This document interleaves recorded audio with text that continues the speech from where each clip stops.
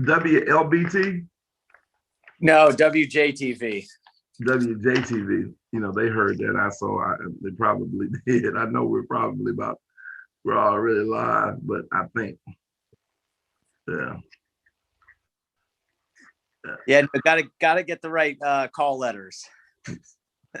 What's up, world? This is your boy, Coach EV, aka EV the Geeker, and welcome to a late night Talking Hoops in the Sip. And I am with a special guest, Blake Levine or Levine.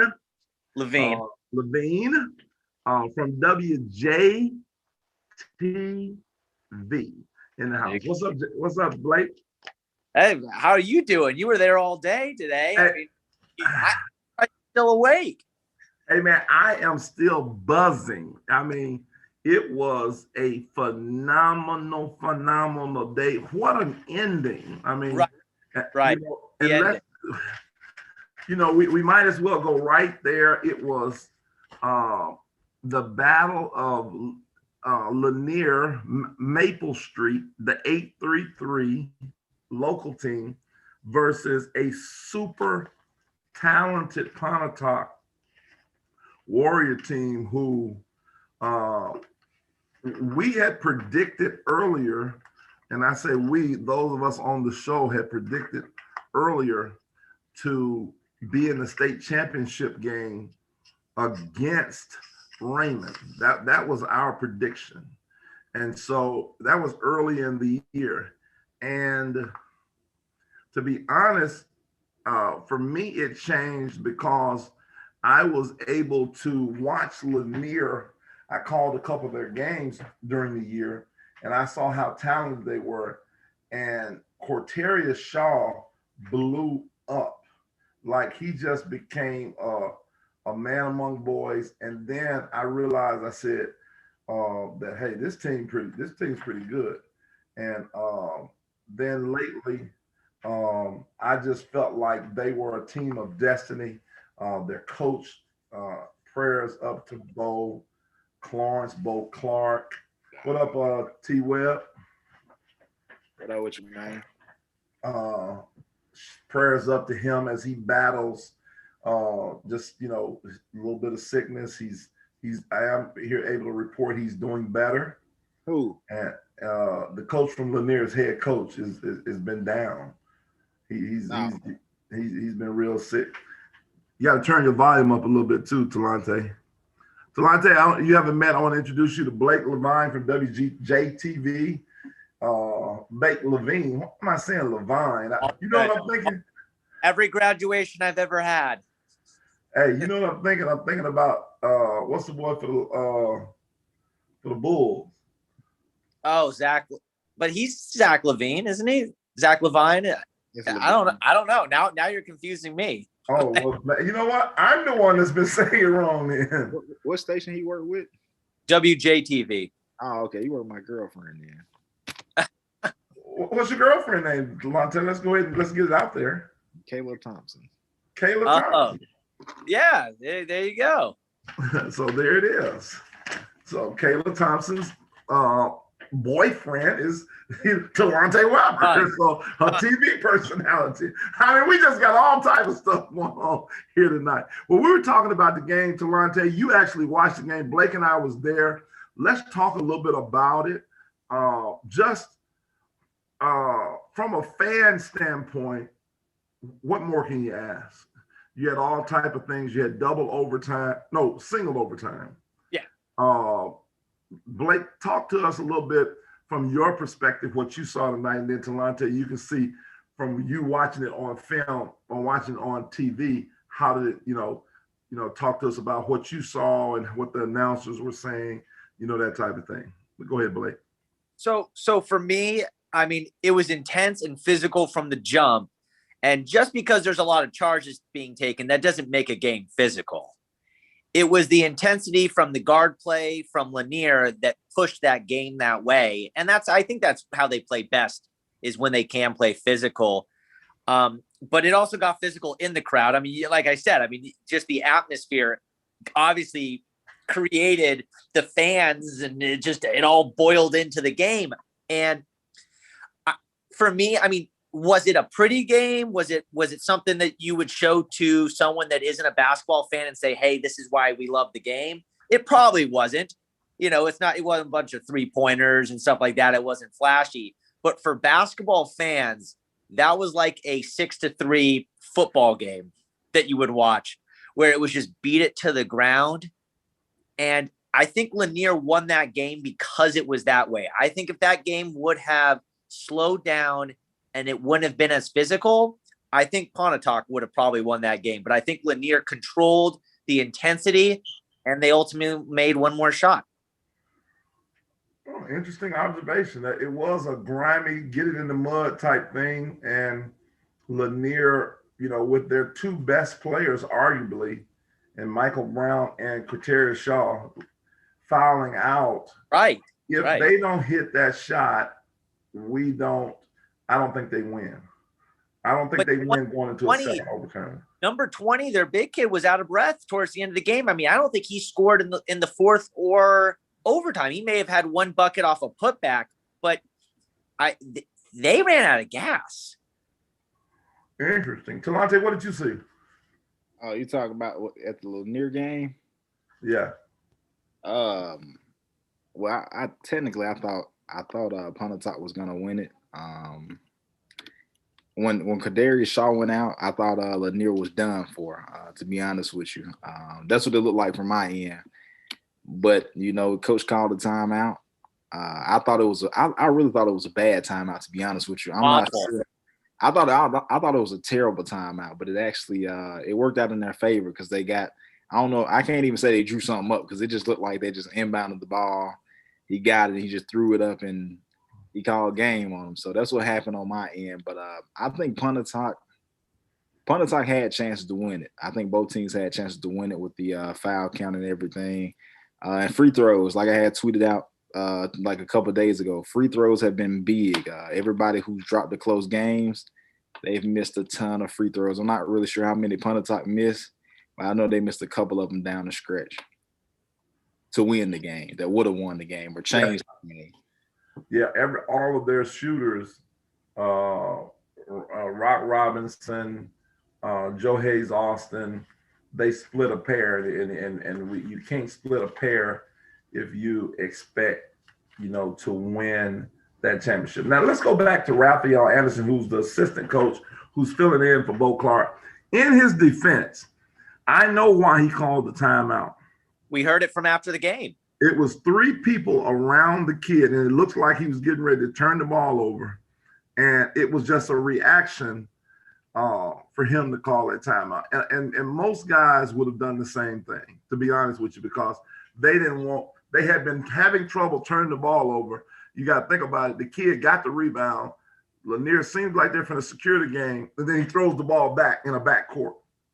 They had they had every chance to win the game, and then they was giving it back to Pontotoc. And he just was, I believe that he was just trying to salvage, and the kid just happened to make a great pass at the end. And then everybody's like, oh my God, but he couldn't predict that kid it was about to be a 5-second count. For me, I do agree that it was a poor timeout, because I wasn't sure what they were going to do with 1 second left anyways that was going to be in a better spot than that. The guy took a double pump 3. So it's not like they got a better shot than they were going to get in that situation anyways. But, his argument after the game when we interviewed him was we had turned the ball over 3 straight possessions. We were up 4. We turned it over. They scored. We turned it over. They hit one free throw. We turned it over again. They hit another free throw. I'm thinking to myself, what are they going to do now? They're going to turn the ball over for a fourth straight time. I mean, that's what he was watching. So I will defend him that slightly. Technical timeout. Was it a Phil Jackson timeout? Probably not. But it worked out. So you give him the praise. Well, the other thing now, you got to think about this. When we saw it live, initially it was 1.5. They put 2 seconds back on. That's right. That's right. 3.5. That's how the kid was able to take a dribble and double pump and get a look. That's absolutely correct. That was critical. Those 2 seconds back on the court won the game. How did they get those 2 seconds back, by the way? How did they determine that, or was that just how they felt it was left off? That's a good question. I mean, because who knows? Right. Those refs let that game get out of hand. I will say that. Yeah, I mean, you talking about the Lanier game? Huh? Y'all talking about the Lanier game still? Yeah. Why y'all think the refs let it get out of hand? We were there, man. I think the refs, from my angle on TV, it looked like they called a fair game to me. Well, no. It's not about a. No, I'm not. No, I think it was fair. I think the game was fair. I think it was fair. It was fair.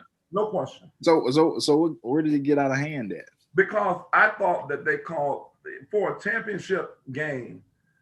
They called entirely too many calls, just too many fouls. I thought that it was, and I know me and you talked briefly about it. You thought maybe only 2 or 3 of them were charges. I would say they called probably. They called more than 12 charges. It could have been double digits. It could have been double digits. It had to be about 15 to 20 of them. Right, I agree. Michael Brown's last charge call when Rock Robinson took it, to me, it was a flop. All he did is turned around and he just laid the ball up, and they called. So they did a lot of that. But again, it wasn't, like I said, those are games that I'm not mad at I don't like it, but I can coach that because they were consistent. And I mean, to their defense, you know what I'm saying? Like, if you at the game now, to me, it's getting out of hand if you got bodies just flying on the floor and you're not getting a call at all. You know what I'm saying? But that was happening for stretches. I felt like they were not reffing the game consistently throughout, because if you're going to call the charge or a block call every single time, there were several plays where it would happen again, and they just kind of picked and choose, because you saw some bodies hit the floor on other possessions where there was contact. It's like, well, you got to continue calling it if you're going to go that route. Now I'm going to tell you what they did, you know what I'm saying, as referees, in those stretches, they did let a couple of them go because the game was flowing. Both teams were scoring. So if you would have stopped both teams from scoring, now, you know what I'm saying, we stalling out the offense. Yeah.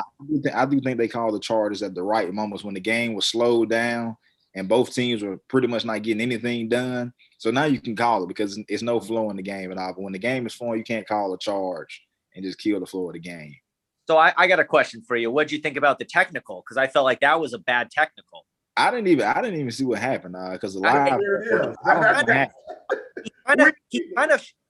he kind of shoved him off of him after the jump ball. But to me, the game, like you said, had been dictated that it was going to be a physical game. You have to give him a little leeway. A 16, 17-year-old kid in a physical game. You cannot do that. He's not professional athletes here. I mean, I don't know that I felt like even a professional athlete. Let's not even look at the age piece. And this is why I think it's important that, and Talante is a referee, Blake. So just to let you know. So he's taking his then I'll defer to him. To him. He's taking up for his guys today. But here's the thing, and this is why I think it's important that every ref should have played the game. What happened there was a tangle up. So they're getting tangled up. They're getting untangled. And so it's natural when a person doesn't get, or you still on me a little bit, it's just natural that I get you off me. You saw it because I asked you, I said, Blake, what happened? Yeah. He kind of shoved him off. And so all he did is kind of got him off of him. It wasn't a thing where it was malicious. It was a thing. you know. Not granted, I'm over here chopping it up with my brother. He did say the dude from Lanier was on top of him. You know what I'm saying? He said the dude was from Lanier was on top of him before they even called the jump ball. So if he was on top of him, you got to call that a foul. Well, you can't call that a foul. I don't know. Maybe did he cuss the referee out or something? No. I don't think it was. It was a jump. It was a jump ball. Something. Okay. They both were. Yeah, he didn't. He wasn't. He was on top of him, and Right. then the kid got up and they bumped each other, and the kid from there just kind of got him out the way. Now earlier, I don't know if you noticed this. A kid from Lanier was on the floor, and Gavin Brinker stepped over a kid. I seen that, but at the same time, it was kind of close, so you couldn't really call that. But I seen Coach Tip had went and grabbed him. Coach Tip went off on him because and rightfully, it was stupid. It was rightfully so, because he didn't need to do that. Yeah. It was and Gavin, it was funny. He came out and was like, I didn't do it. No, Gavin, you were on him, similar to when Scottie Pippen stepped over on Patrick Ewing. But in that case, the ref had, I thought he handled it well. Just let it go. Because he could have easily called Gavin Brinker for taunting or standing over him. And I got to clear the air since we're talking about Gavin Brinker. I was watching the live feed, and I thought this was very unprofessional for whoever has said it, who was announcing the game. And in the crowd, it wasn't Gavin Brinker's mom who had got into the fight in the crowd. And the announcer was like, we think it's Brinker's mom. I don't think that was professional for you to be broadcasting on a national network and say something like that. You know what I'm saying? Call a family member out, or even, you know what I'm saying, put that kind of pressure on the kid for doing that on a live stream. You know what I'm saying? Because we don't know how many people was watching that game. I don't think that was right. And you know what I'm saying? I talked to some people. They say it wasn't his mom that had got into it, just to clear the air. So I just want to clear that. Well, I know one thing. Well, obviously I wasn't on the air today, so it wasn't me. I want to make that clear. It wasn't EV and it wasn't Blake, but we thought from where we were, because Pontotoc had to physically restrain Gavin when that happened. When the fight broke off in the crowd, he had to be physically restrained. Right. Like he was going to go run over there. And their team did a great job of, calm down, man, and let whatever happen. We had maybe 2-3 fights break out tonight. I mean, you had everything you want. It was one during the game and one after. One during, one after. It was a hockey arena. It was a hockey atmosphere. We had everything. You know what? You know what? We expect that in Jackson, don't we? Wait. Can I say something? I could not believe the fight happened during a timeout, right? That's when the fight started. The fact that the refs then say, all right, guys, let's play, and the fight's still going on, and they're walking out to go play, and I'm like, wait, what? Like, we're gonna start this game back before the fight's over? Hey, they gotta keep rolling. They on a set schedule. They got to get it done. Well, that game already ran 2 hours. Yeah. They actually, after that, somebody pushed them back. They came out initially, and then they sat them back to their benches. And it's unfortunate, to be honest. And I'll tell you this, Talante, I won't mention his name, but a parent from Pontotoc came to me after the game, and he was thanking me and thanking me for the things that we really do for all these kids and giving them exposure. Because when they thank me, for me, they're thanking you as well, and shoes and all the Eddie Young, everybody that's doing stuff. It's not just EV. And I probably know who you're talking about. The geeker. But he came and said to me, and you know what he said to me?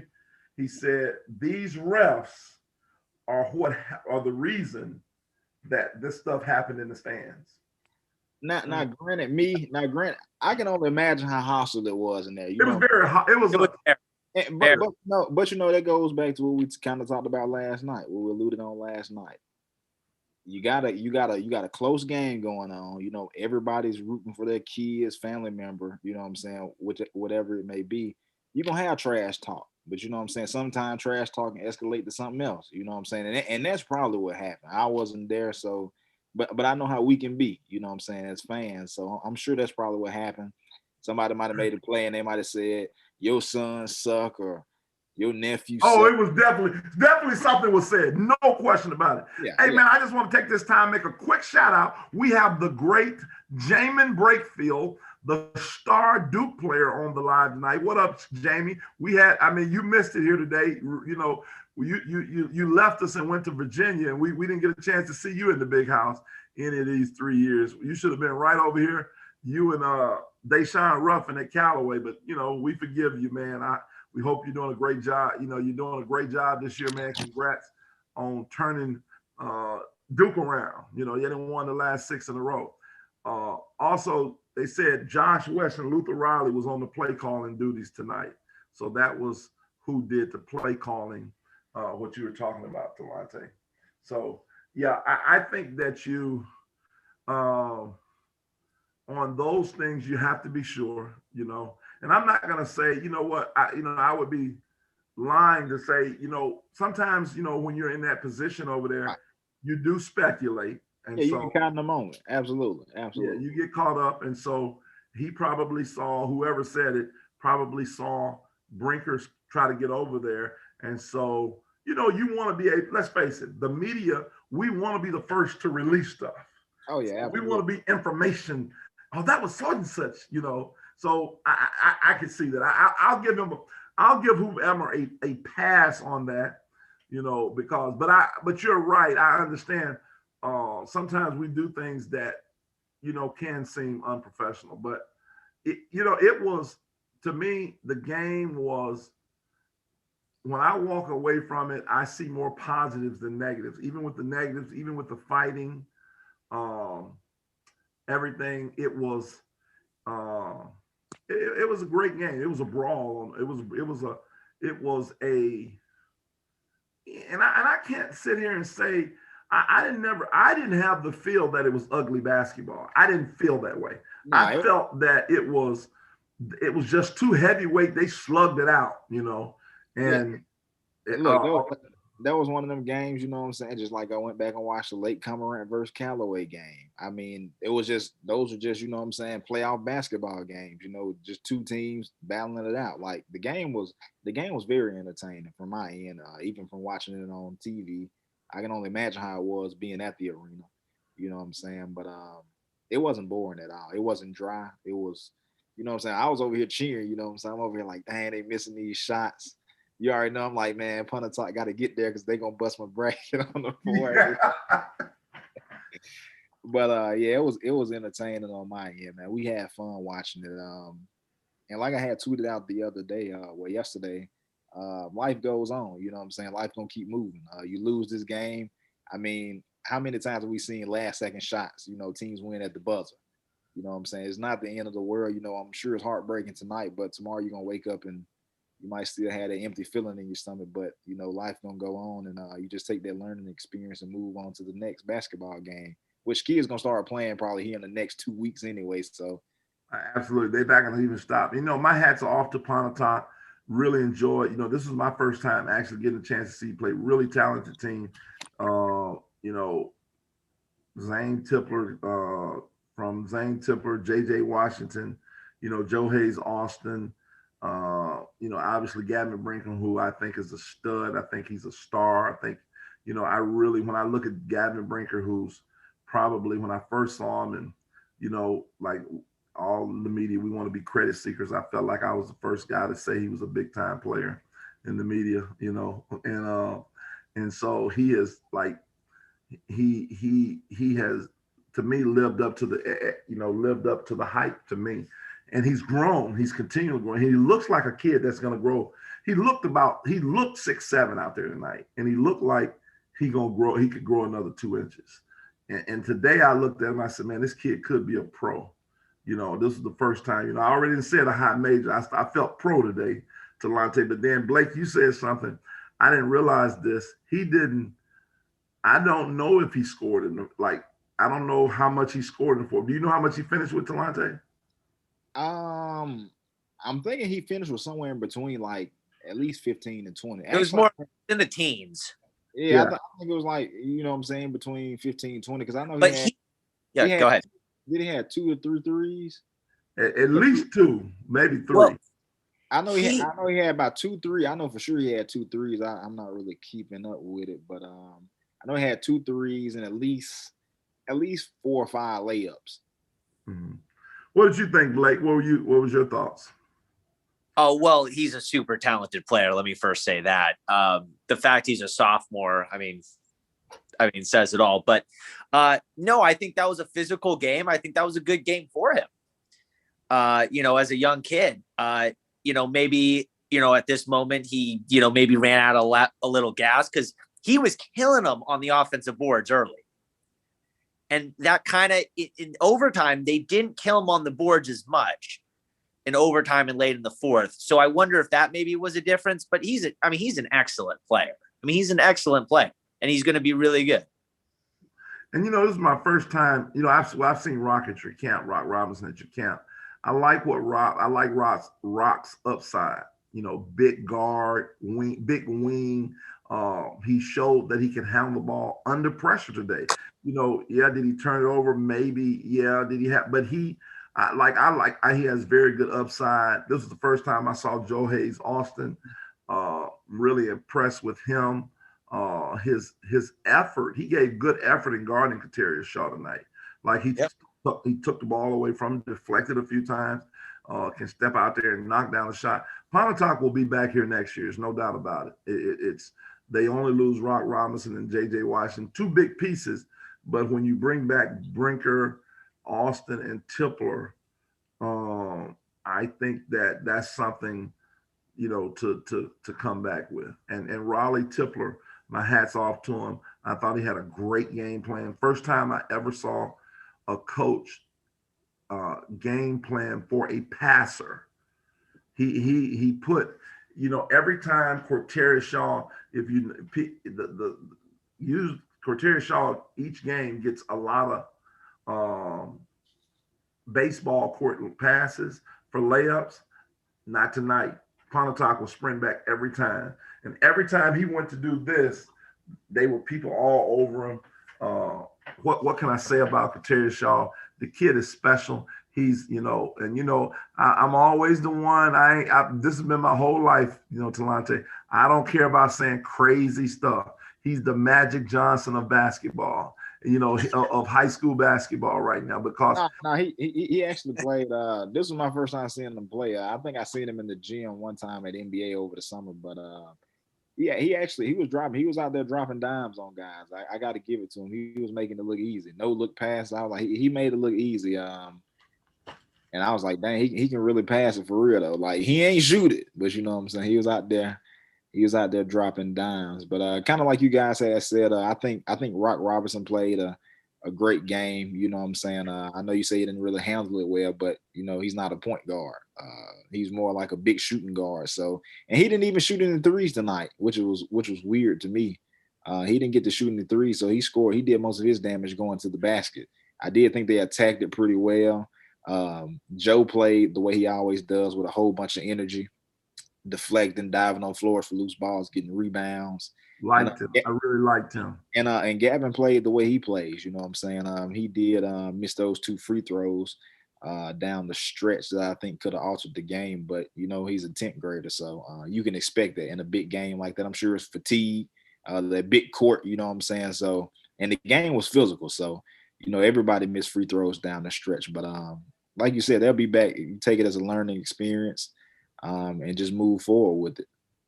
Here's a live chat. One of the guys that says those fans that got into the fight, those group of people were going at it all game. So, and then he says it was a great game. 2 tough teams trying to find a way to win. Jay Boogie says Greenwood would have been back in there with all of their players. So he said, now Blake, you were up in the Delta last year. I know who that is. You know who Jay Boogie is? Yes, I do. Do you agree with that statement? Now, does Greenwood's team that won it last year and had pretty much everybody back, where do they fall in, Blake, in your opinion? I think they were definitely one of the top 4 teams. I think where they maybe would have not been as good as the year before was in the interior, because they would have lost their bigs. Those were the kids that they did lose.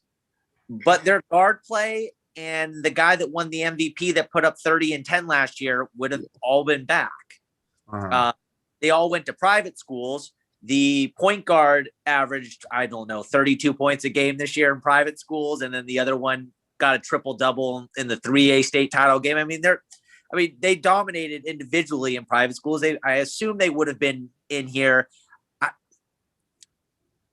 I'm not sure. I'm hesitant to say they would have repeated, but they would have competed to repeat.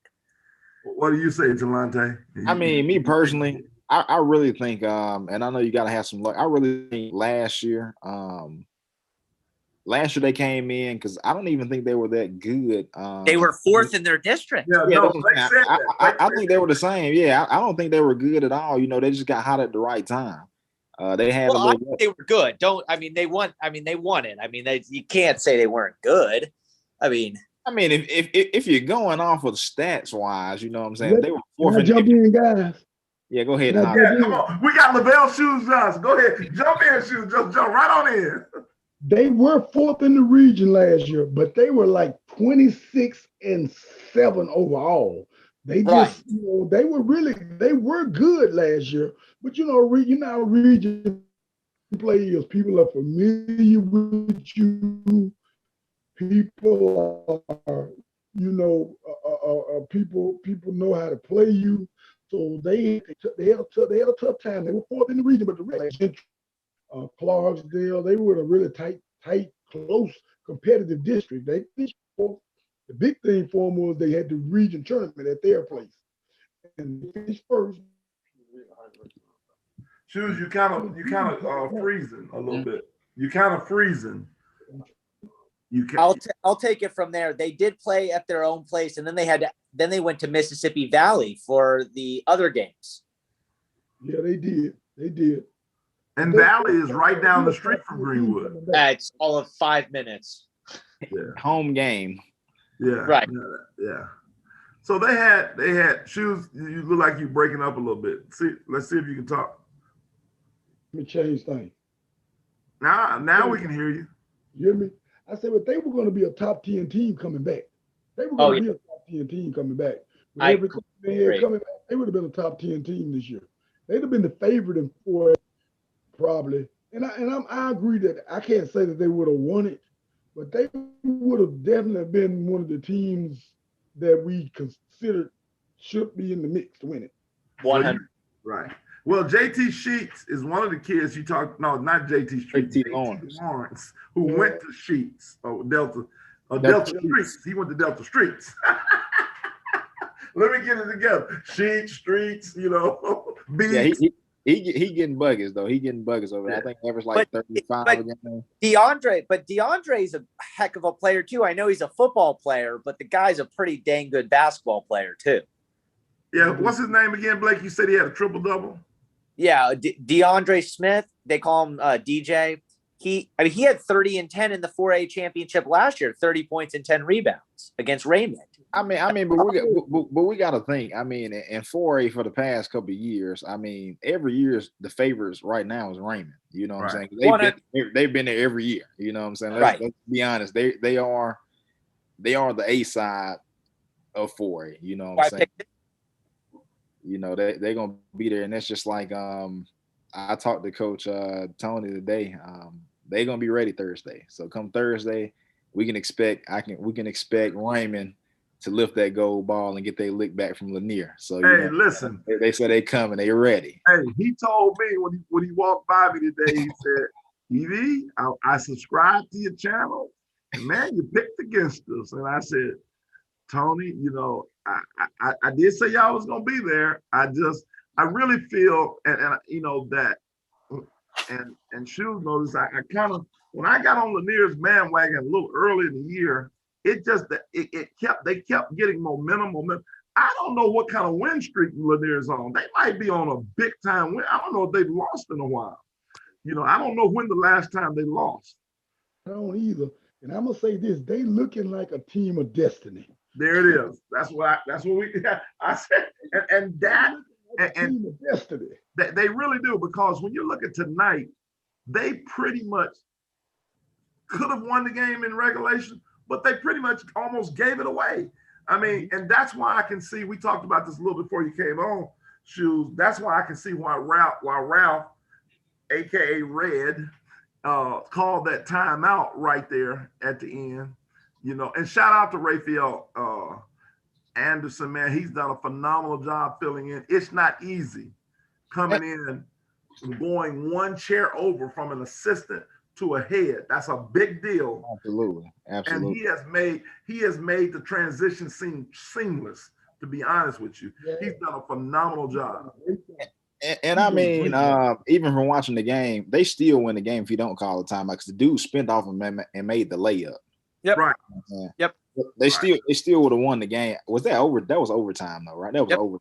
Yep. Yeah, so he still would have won the game, even if he didn't call the timeout. So all right, guys. That's what everybody's talking about, that he called the timeout because the man had come wide open. But I understood that timeout because the guy with the ball was surrounded by three guys. It looked like they wasn't gonna get a shot off. He wanted to at least get a shot off. So he called not to preserve the possession and at least get a shot off.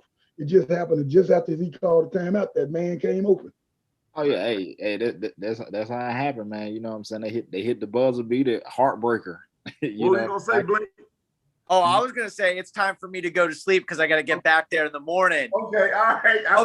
Okay, but before I check out, I want to give you who I think is gonna win each level. How about that for you? Okay, cool. Yeah.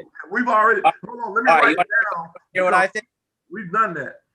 Okay, great. Well, I haven't chimed in yet. I feel like it's valid, although I've already had the top 4 teams. You guys had to pick from more teams, but I got Clinton for 6A.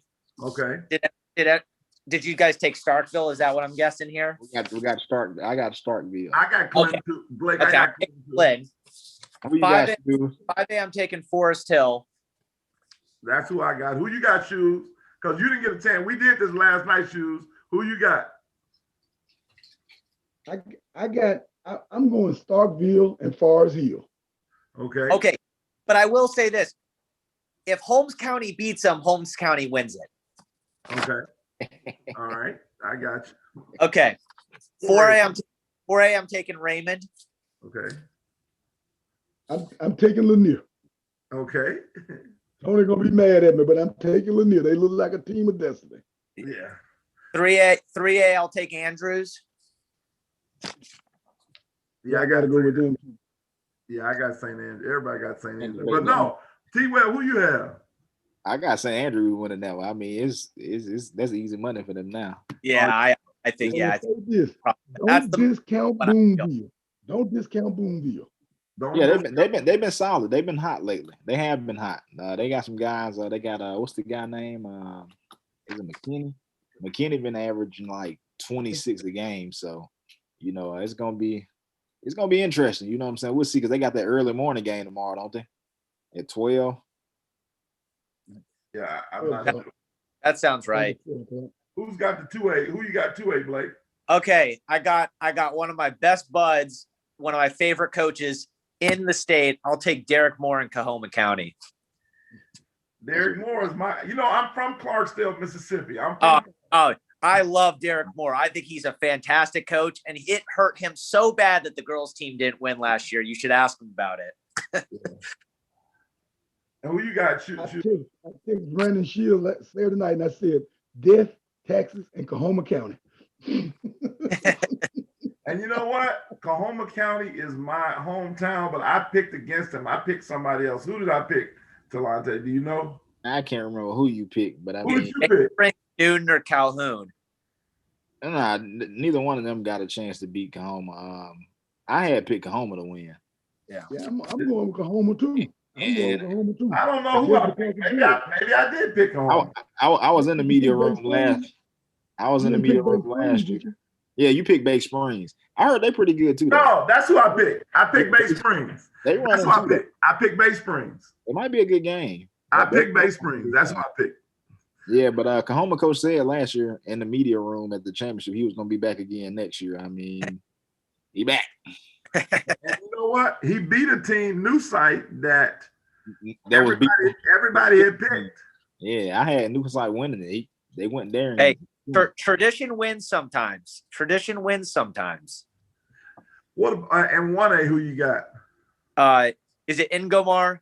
I've Ingomar. seen them times. I they're gonna win it. Yeah. I think Ingomar wins it. Hey, you know what? I said that yesterday, but I'm gonna tell you this: Biggersville is gonna give them a game. Okay. Oh yeah, that Biggersville not no slouch now. They gonna No, come that's back. gonna be Biggersville can't beat them. Now I'm gonna stick with Ingomar because I picked them yesterday because I hadn't seen either one of them, but I wouldn't be shocked if Biggersville got them. I'm gonna tell you a kid on Biggersville I really like. They got three legit players to me. I'm not saying the other ones aren't, but Right. Zay Smith, the junior, is a really good point guard. Zay Davis, I'm sorry.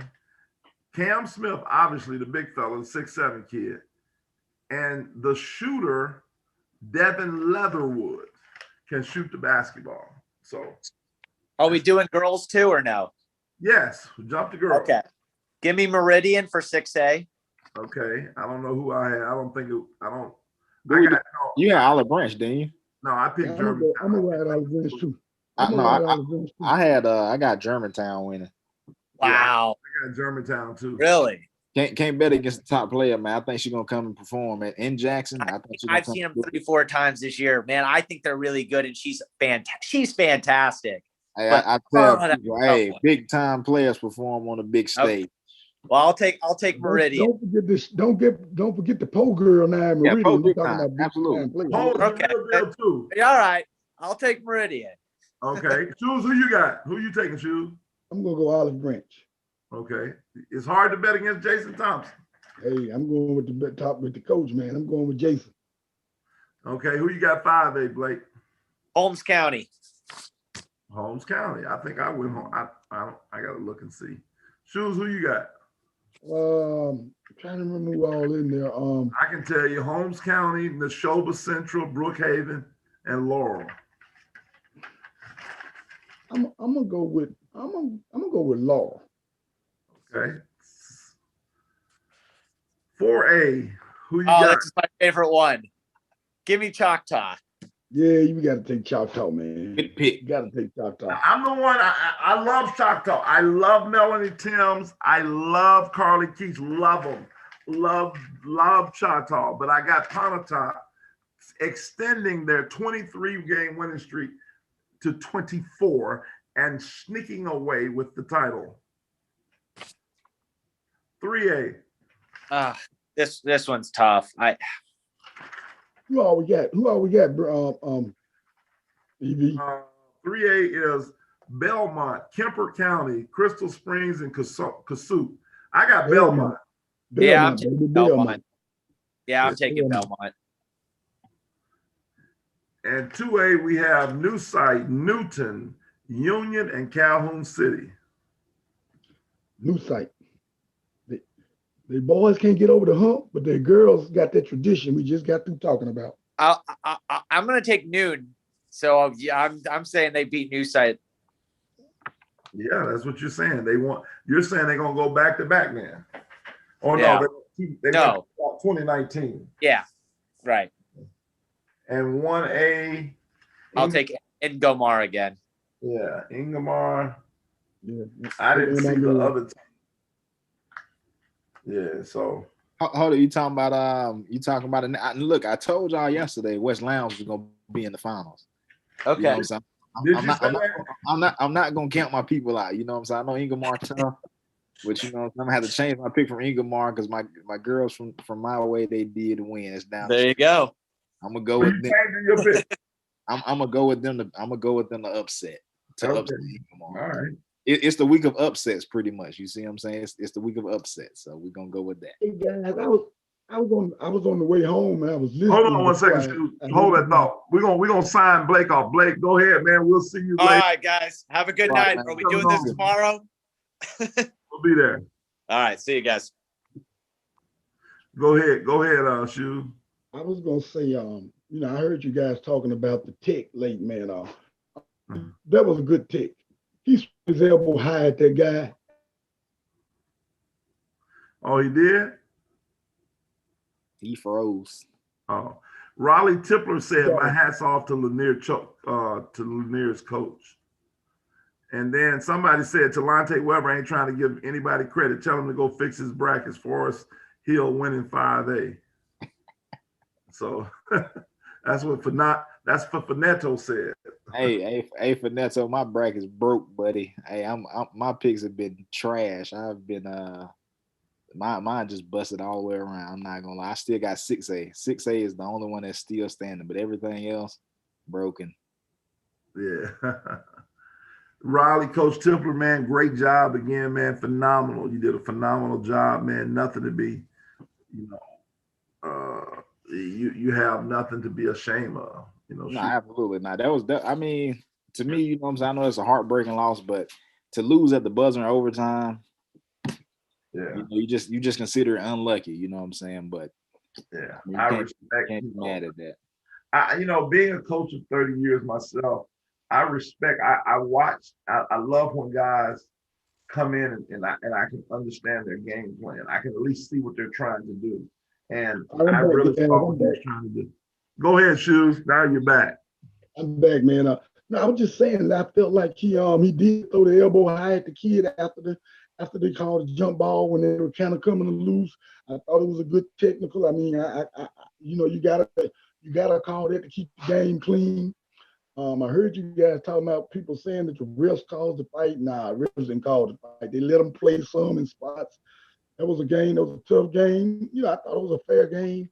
I'm not with all those charges either, but I know, Shoes, you don't even like calling charges, so I know you didn't like that. Hey, Shoes that mentioned me on Twitter. You know he don't never mention nobody. Retweet either.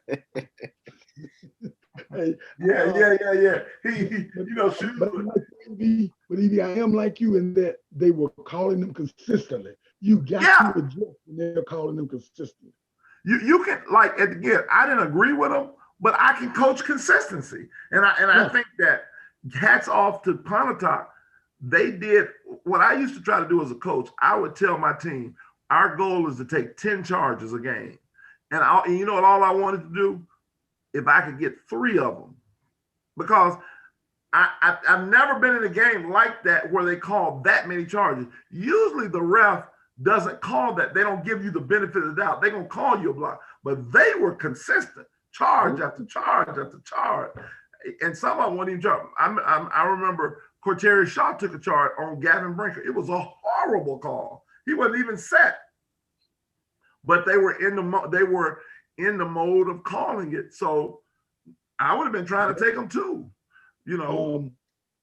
Somebody got one for Lanier going on in the late first half, and I know Rock had hit him across the arm going to the goal, but the rest they were so busy looking for the charge, they called the charge.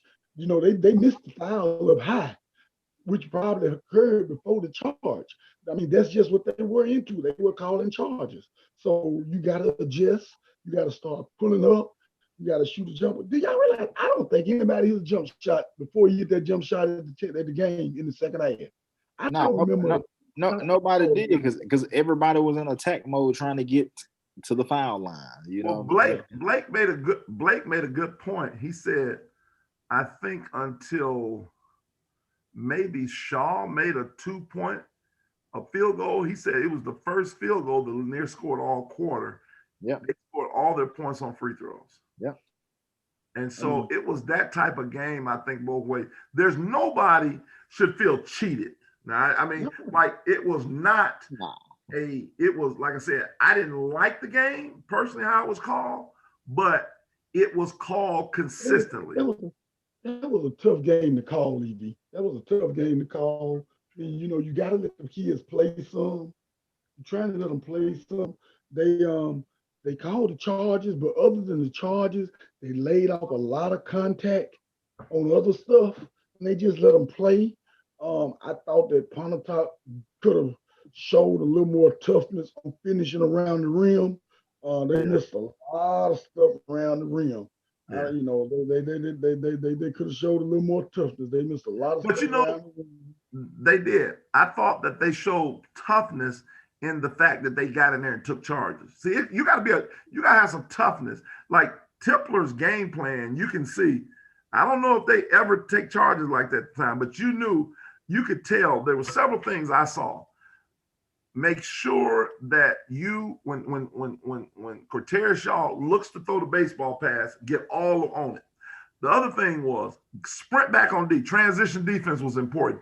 Lanier got none of their baseball pass layups. And the other thing they did was get Cortez Shaw in foul trouble by taking charges. When he passes it, go up underneath him, make them call that charge. He got 2 of them like that in his last one, his 5th one. He fouled out of the game that way. And so the game plan that Tipler put together was great.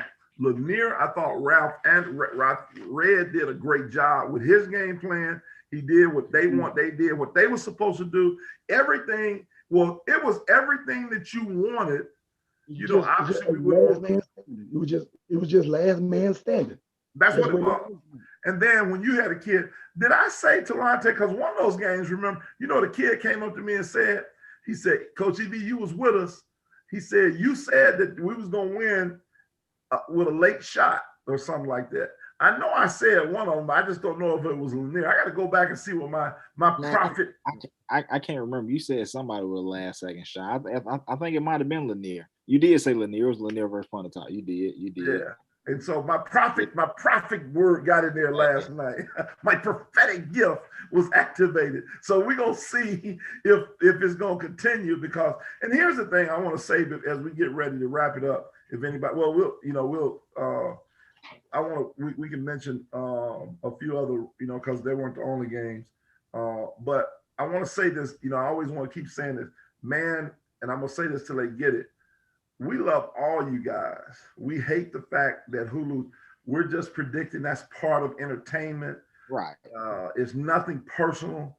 I want to say to all Pontotoc people, man, it's nothing personal.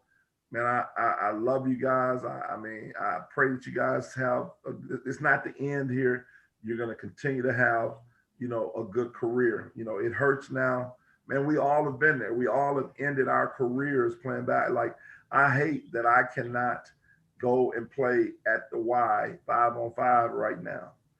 So at some point you're gonna have it's gonna be over, and some of you are gonna continue on. But I just want to keep saying that over and over because I don't want to be getting no inboxes talking about you didn't believe in us, Evie. It wasn't that I didn't believe in you. I just had to pick somebody.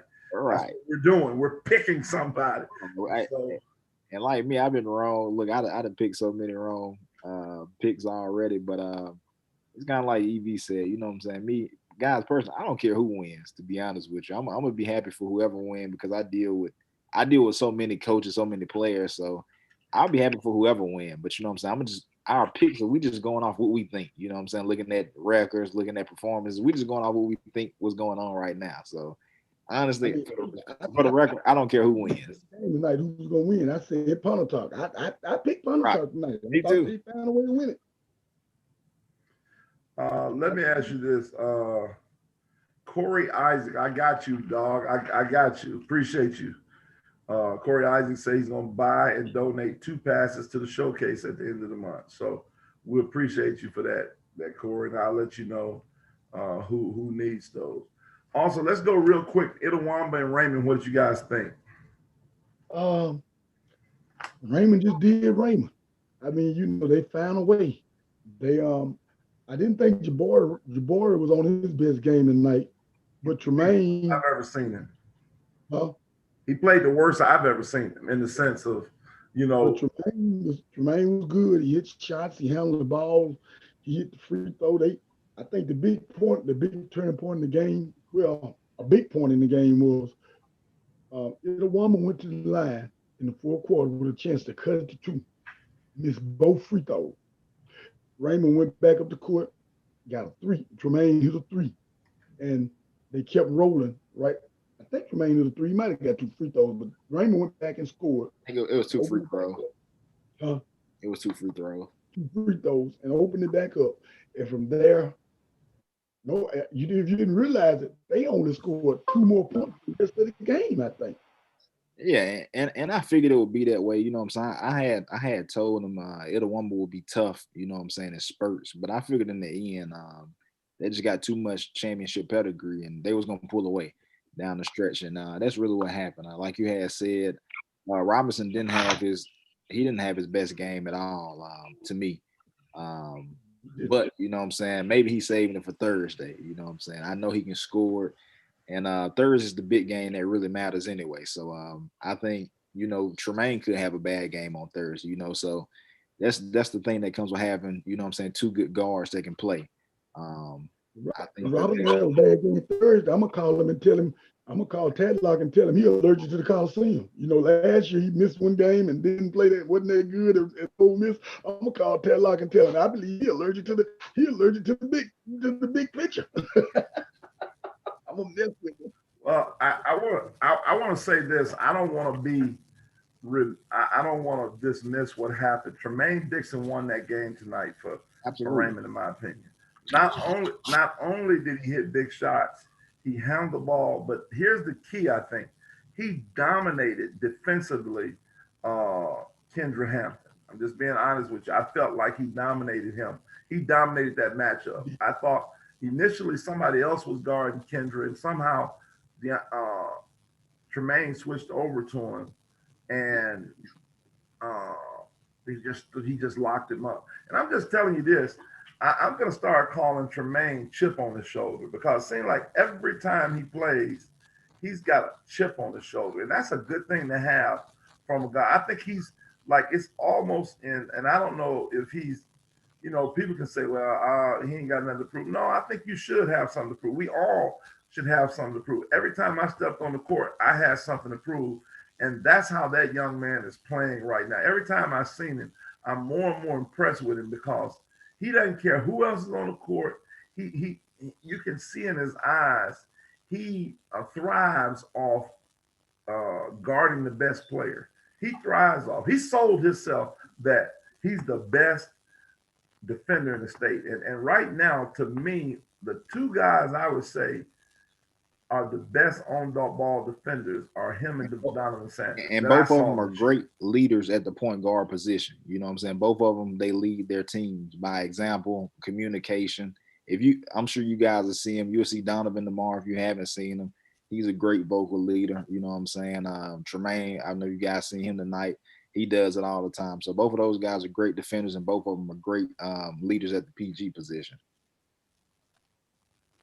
Yeah, so that was a great game. I was now a guy I want to mention from Itawamba I was really impressed with, the 6'3" kid, Arvesta Troop, number 10. I was impressed. You know what he be? I've got some film on them from earlier in the season against New Hope, and I watched that game, and he stood out in that game also. You just see him flying all over the place, getting his hands on loose ball, keeping balls alive around the rim, things like that. Well, one thing he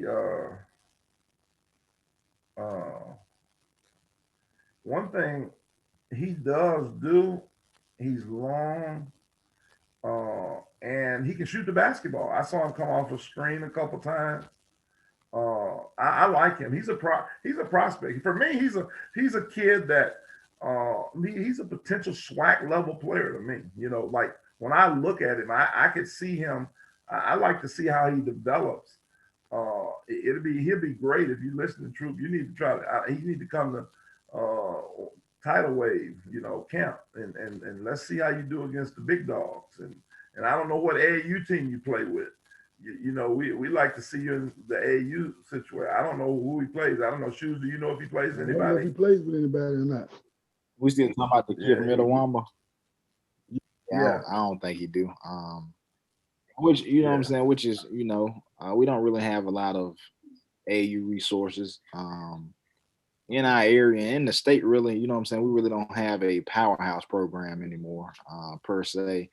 So, you know what I'm saying? It's tough. You know what I'm saying? We really don't have a lot of places for kids to go hoop at either. So I think that's why we're so far behind in basketball, period. You know what I'm saying? So it's just tough. Yeah, and I think that's something, like I said, I'm going to dedicate a show to that, the hooping versus training, and why we got to get back to hooping. I've been talking about that. But it's late. I want to get on real quick. Let's look at these girls real quick. I know y'all don't be into girls like that, but Choctaw Central looks special. They look special today. Jackson State is getting a special young lady in Melanie Timms. She is she's better than advertised for me. You know, I've seen them play a couple times. I've seen them play 3 times this year. Saw her play in AAU, and every time I see her, she just gets better and better to me. I mean, she defends, she's tough, can pass the ball. She's going to be a very interesting player at Jackson State next year. Harley Keats, she's so smooth with it. You know, one thing about Choctaw Central, and really they are, you know, there's no question they're the favorite. I'm just not going to bet against Pontotoc again because I took somebody else early in the year. We not finna get off this show today without talking about. We didn't talk about this game. We didn't talk about Lake Comerant. All right, we'll end with that. We'll just say. Have y'all seen the film? No. In the house. I thought the one you posted. Yeah. Did you watch that? I saw it. I did too. And hold on real quick, Tom Delonte. Shout out to Pontotoc Lady Warriors. They beat Moss Point tonight. All right, let's go. All right, now. They beat the brakes off of them, didn't they? Yeah, they beat them. They beat them. Well, I don't know if they beat them by. Ended up beating them by 20. Oh, okay. They probably put the bench in, didn't they? Okay, yeah, that makes sense. So Lake Comerant. Were you at the game, Delonte? Which one? Callaway Lake Comerant. Nope. Good look, because I thought Callaway was gonna win by at least about 10-15. So I didn't go. I told you all that night. I was speechless. I didn't think they could beat them. I thought they could play them tough, but I didn't think they could beat them. One of these days, y'all gonna listen to EV, and I said back early in the year to several people. I said I'd never seen the kids until I saw them at Talante's camp. I was so impressed with Donovan Sanders and KB Brooks, and I even saw the McKnight kid. But those two, to be honest, in particular, I said, now I thought Callaway was going to win. Let's not get it twisted. And I'm not ashamed to say I wanted Callaway to win. I mean, it's nothing against, you know, we are fans sometimes, so I'm not going. I'm a Deshaun Ruffin guy. You know, I mean, I got to be somebody's guy. I mean, come on. We were all looking forward to the Callaway Forest Hill final. We were all looking forward to that. Absolutely. We were looking forward to that Jackson matchup where it would have been however many people they would allow into the Coliseum. That's how many people would have been there. So but you know what's crazy? I thought Lake Comerant would have had a chance, but like I had told their coach like a couple of days before, they had to have the game of their life to win that game. You know what I'm saying? And they really did. Like they defended. They defended like, man, they played some good defense. You know what I'm saying? Even they hit shots. It was a great game, and I hate I had picked to go to the Starkville Olive Branch game over that game because it looked like we missed a fun game. The atmosphere was crazy. Yeah, I know what you're thinking of, Talante. You knew Starkville was going to be Olive Branch. I haven't seen Olive Branch all year. You know what I'm saying? I was like, I've seen Callaway. I've seen Lake Comerant one time. I seen that game. I thought Callaway was going to win. So I was like, I'm going to just wait to see Callaway and Jackson, whoever they play. Well, let's look at this now.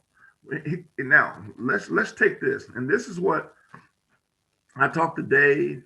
He called me today too. Huh? He called me today too. Yeah, I talked to Dave. He called me today too. And you know what? For me was this. When I found out they missed 17 free throws, it wasn't nothing else for me to like everything else. Even with, I know he said they had a lot of turnovers from as well. But for me, when I saw the 17 missed free throws, you can really, that's something you can control. That's something that is free. So think about this. If they make 2 more free throws in regulation, they win the game. 3 more free throws, 4 more. You know, they didn't have to miss. If they missed 11 free throws instead of 17, they probably win that game. But 17 free throws, that was it for me. And the game was crazy because even Lake Comerant, number 11, went to the line in regulation and missed both free throws. He only had to make one with 1.8 seconds to go, and they would have won the game. So, you know, that's what made the game interesting to me. That's true, Delonte. Like we didn't have any film, nobody was live. So I'm looking at my phone like updates. I'm like, man, they really going to overtime. Then I'm like, I get another update, double overtime. I'm like, man, they still playing. I'm like, man, we're missing a super duper game. Well, anytime you have a player like a Deshaun Ruffin, who won a state championship his junior year on his future home court at Ole Miss, and we were fortunate enough to get him back at Jackson this year. Right. I mean, we wanted to see him do it again. And you're talking about on that big court where he gonna he got more space. Mm. We don't know what he would have done. I mean, this man is, and I've talked since I've been here back, and people have told me player after player who basically is as good or better than Deshaun was. But I will say this. He is in my time of watching basketball, he's one of the most exciting players that I've witnessed in high school. He's a kid that when you think about it, it's not many kids that are not even focused on the guy in front of them. He's focused on the back, the other two or three, because he knows he's gonna get by this guy if he chooses. If he chooses, he's gonna get by this guy. And then to get to that next level, and to see him mature over the years, watching him from when he came into Callaway to now, you wanted to see it. But my hat's off to Lake Cormorant. I didn't know, and to be honest with you, I didn't know who I was gonna pick Callaway Forest Hill. I want to make that clear because I am a Forest Hill fan as well. You know what? I think, and even touching on that one, not jumping away from the Lake Cormorant Callaway game, I really think Forest Hill, they're gonna have their hands full with Holmes County, man. Because I agree with you. I had picked Vicksburg to beat Holmes County, and you know what I'm saying. I think that's gonna be a tough game. I think Holmes is playing well right now. They beat Vicksburg, they beat Miller Hill. Hey, listen, and Mister, if you watching. Mister was in my inbox talking about, man, I saw y'all pick Vicksburg, man. You check the stats. Your old coach can tell you, and you remember this, when I first met you and the other big kid playing on the AU, and I found out y'all all play on the same team, I said, woo, this team here gonna be pretty good. So understand this, we're not shocked that you're in the Final Four. You should be in the Final Four. If you win the state championship, we're not shocked. We're not going to be like, man, how did they do that? No, y'all got the talent to do it. And you know what? Like I had told you last night, I really think it's going to be, I just feel it's going to be Lake Cormorant, Holmes County championship. And I think if those two make it, I think it's a toss-up game. I really don't know who's going to win because of style. Who did you pick? Who did you pick? Lake Cormorant, though? I'm going to go with Lake Cormorant because, you know what I'm saying, they beat the best 5A team. You know what I'm saying? So I'm finna go out there. I got Forest Hill, Hattiesburg in the championship. Lake Cormorant played the championship game Saturday night. You know what, Shoes? I'm feeling you. I almost feel like they're gonna overlook Hattiesburg. Ernie gonna make the game ugly. Ernie gonna make them work for everything to get. Hattiesburg is not the most talented team. It's one of those teams where Ernie, where that we've been overlooking them. I didn't think they go to Pascagoula and win, but he's been a veteran coach that's always around this point. He knows how to manipulate a game. I feel like he's gonna find a way to make that thing, and I just feel like Lake Cormorant is gonna be. But you know what? For me, they was on such a high Saturday night. I don't believe they're gonna repeat that performance. But for me, you know what I'm saying? I think if they make it ugly, they play into Lake Cormorant hands. Because the big games Lake Cormorant won against Center Hill and Callaway, it was an ugly game. You know what I'm saying? It wasn't the prettiest game. That game Saturday was not ugly. You talking about 80 to 75 and double overtime, all that scoring, all that shooting. But you got to think, though, Lake Cormorant usually don't even shout that well. You know what I'm saying? You even got Donovan made three. Donovan made 3 3-pointers. And the number 11 or whatever he has made some threes also. They were. Yeah, they say he don't. They say he don't make threes. Who? Yeah, but for me, you know what I'm saying? I thought the same thing about them probably being on that same high, but Saturday was like a couple of days ago now. So Tuesday, you know what I'm saying? I think by Monday they was probably like, okay, we got to refocus in. Probably on Sunday we got to refocus in on what we need to do, because like we had said, you beat Callaway, that wasn't the championship game. But you got to. They don't necessarily have to repeat that performance to beat Hattiesburg. But They don't have to repeat it to beat Hattiesburg. But you know, I just kind of expect them to be able to hit a lull maybe behind it. So who you think Hattiesburg gonna have somebody to stop them guys?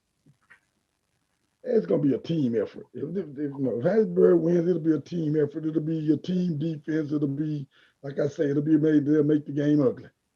Ernest team is gonna play defense if they don't do anything else.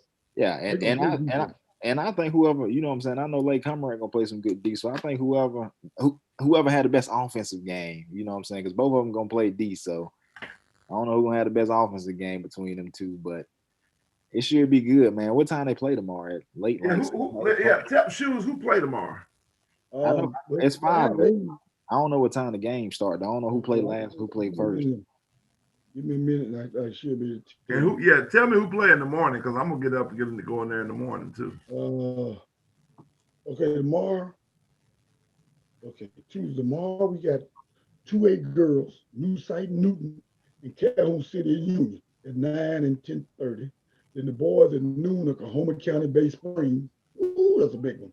And Calhoun City Newton at noon and 1:30. At 4, we got Neshoba Central Laurel. And at 5:30, we got Holmes County girls and Brookhaven girls. At 7, we got Lake Claremont, Hattiesburg. And at 8:30, we got Holmes County, Forest Hill. Forest Hill got the nightcap in Jacktown.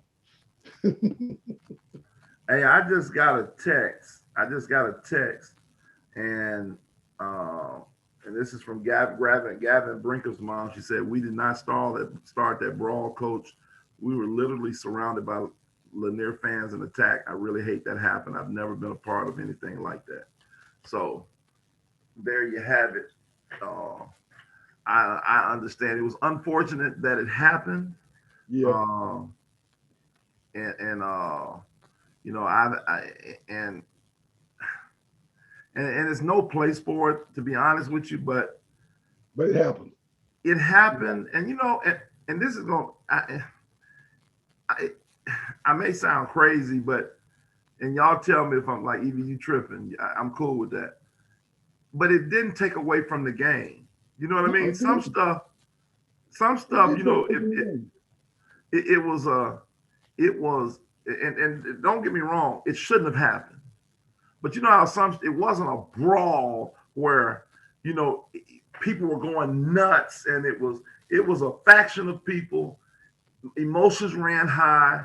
It's unacceptable. I mean, I want to make it clear, but it wasn't like, it didn't change. Like nobody got rattled on the court. It wasn't, you didn't feel, I never felt like unsafe, you know, to be honest with you. I'm going to say this, EV. I was right there below where it happened at, you know, I was sitting right there, happened right behind me. Truthfully, I think the overflow of people crowding in, watching, being there makes it look worse than it was. Now there was tussling going on. That's it. When everybody else crowds around, running in, jumping up and down, most of who aren't even involved in the action, it makes it look worse than it is. That's a good point, Shu. That's a great point. There were a couple of people tussling. There was a little tussle going on. Somebody was pulling somebody's hair. They were tussling a little bit at first, especially when it happened during the timeout. But it wasn't a melee. It wasn't anywhere near a melee or anything like that. Gotcha. You know, yeah. And that's what, and it didn't feel that way. It didn't. It felt like it just didn't feel that way. And so, you know, few individuals, and it looks worse than it does because of the crowd crowding around. That's right. You know, I mean, but y'all already know how that goes. If somebody get to argue, everybody gonna jump up and just go over there anyway. You know what I'm saying? Yeah. And it looked like it was a lot of young people over there too. You know what I'm saying? I just seen one of the videos. There was a lot of older people in that crowd. It was middle aged in that crowd. It was. And to be honest with you, I never moved. You know, I was away from it, so I wasn't even close to it. But I never moved. And it was a thing where I just somebody said, "Oh, they fighting," and I looked and I thought, "Okay," and the second one after the game, I was trying to tweet. They said I know they were falling all down by me, tussling down on the floor. Now that one was worse than the first one. right. I turned around, made sure they when they fell over by me and cleared me, I turned around and went back to tweet. I never stopped. The funniest part of the night was I saw the shoe on the floor. Some kid lost a red shoe during the melee. Well, not the melee, during the second scrum. During the second scrum, some kid lost a shoe. After everything was clear, he was walking around looking for his shoe, and somebody picked it up and left with it. That's crazy. I need to find my shoe. I need to find my shoe. Shoe dog, that shoe gone. So who did you say play in the morning shoes? Did you say it was Coahoma County? 2-8. Coahoma County played Newton boys at 12 o'clock. And the girls play before that, right? The girls played the early game 9 and 10:30. Yeah. You see how y'all get to go see all the games? That's why I should have been in Starkville for the weekend games on Thursday, so I can just drive 20 minutes down the street like y'all doing and just chill out. The only good thing COVID ever did. Man, I was like, man, this is terrible, man. And you know what? To be honest with you, it should stay in the big house. We should stay. It should just stay. Man, I'm gonna tell you, if it's gonna stay there, they need to upgrade. Because I had put that online, bro. The court is terrible. Watching it on TV, bro, it's just ugly. Stop belittling our court, man. It's just belittling the stuff we got here, man. Does it really look ugly, Tumante? See, you froze because they froze. It froze you for talking about us. Because he on that wax stuff. Hey, have y'all seen Alabama court for their finals? I saw you tweeted. It's super nice. And look, we need to not look like we in Mississippi. We need to upgrade. If we making all this money at MHSAA, they need to upgrade some stuff. You know what I'm saying? So it looks appealing. That's the Coliseum's court. They renting the facility. They using the facility. That's the Coliseum court. They can buy their own court and put it down.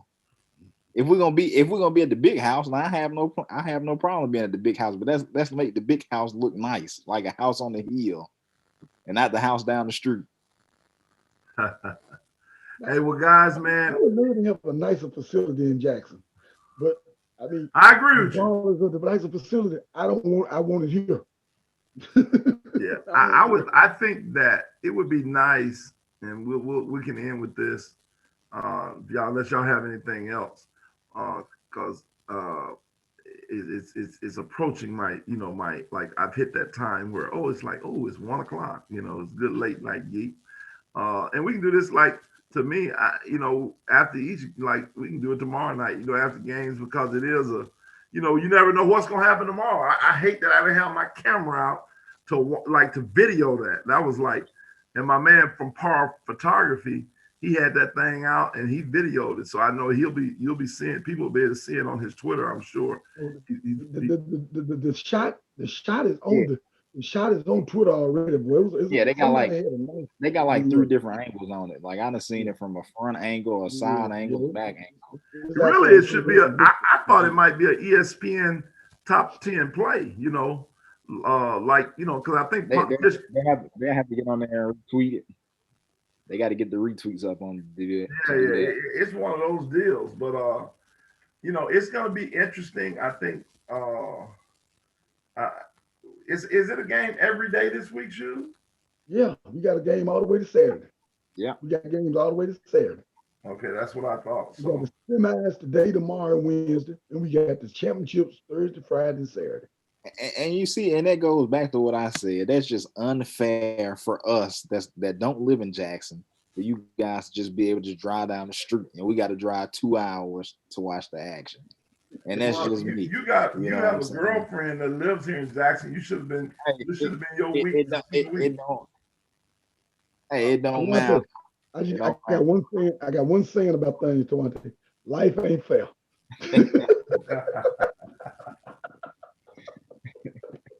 They said it's got 10,000.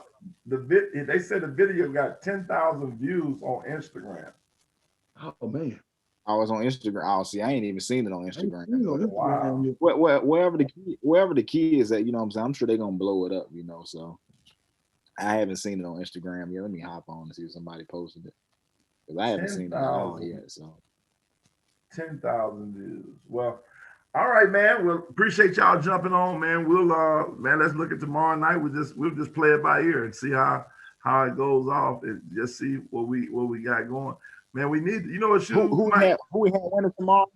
Who we had winning tomorrow and all of them? Was who playing well? Who we got winning the 5? We got Forest Lake Hill. Cormorant and home. Most people got Forest Hill and Lake Cormorant. Shoes got Hattiesburg, and I'm tempted to. I was tempted to take Hattiesburg, but I think Lake Cormorant. I'm gonna be honest. Based off talent and everything, Lake Cormorant should win that game. But I just gotta feel that they shot their wad Saturday night. And I mean, the good thing about it, neither one of these teams, the players, neither one of them have been to this level. So, you know, that's what's going to make it interesting because neither one of these teams have been to the semifinal and played there. So I think that's what makes it interesting and makes it a toss-up also. You know what I'm saying? So whoever wanted the most, that's who. They've been there the last 4 years. Yeah, I'm talking about Lake Cormorant. Hattiesburg was there year before last. These seniors were in the Coliseum year before last for Hattiesburg. Also, they made it to the semifinal. They made it to the semifinals. So it's just Lake Cormorant and Holmes County. Lake Cormorant and Holmes County haven't been there. Haven't been there, yeah. Okay, gotcha. My man, shout out. Regular here. Shout out to my guy Alex Jordan for Hattiesburg. Yeah, you know the guard can shoot it, and yeah, I've seen a couple of his highlights on.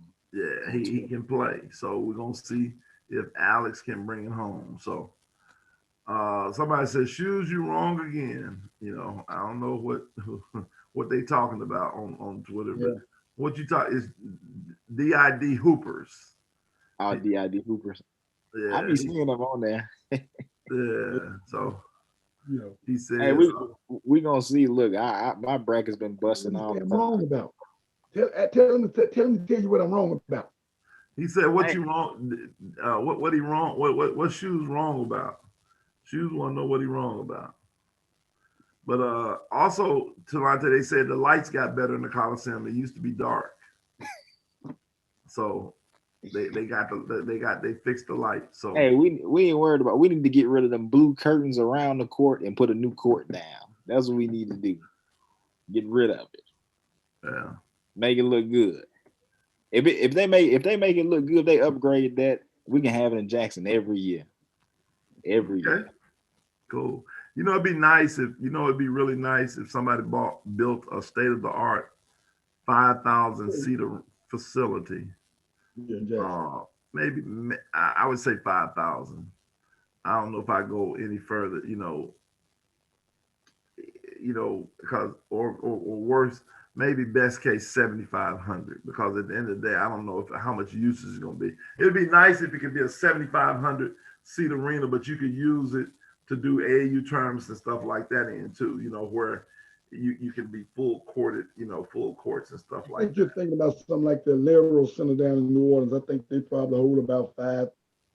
I don't know if it holds 5,000, but they got those back courts where they got 3 back courts. You can play 4 sets of games at the facility. They do they used to do a lot of AAU stuff there. It's a nice facility, Lanier Center down there. He says, "Shoes, he says Hattiesburg's not gonna win. You're wrong again." That's what he said. So that's what I said. Hey, dang, Shoes, they at your neck again tonight, huh? Yeah. I'm used to it, baby. I'm used to it. I stand on my own 2 feet.